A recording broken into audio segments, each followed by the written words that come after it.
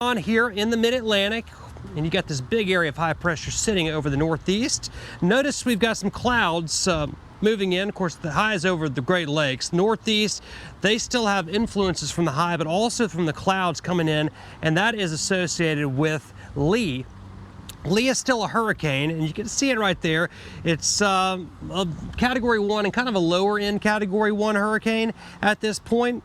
We have no real impact here in the mid-Atlantic in terms of any sensible weather, cloud cover, no real wind issues or anything like that, but we do have some waves, some pretty big waves now moving in to the mid-Atlantic coast, the Outer Banks as well.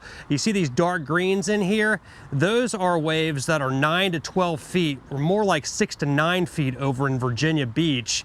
And we're going to see this whole area. Look at this. We're talking over 40-foot waves in the middle of this thing, but we're going to see all this move away. So conditions will improve by the time we get to Sunday. Unfortunately, the weather conditions be a little cloudier as we get towards Sunday with a chance for some showers around. So there's Lee. Winds are 80 miles per hour sustained. It's Category 1.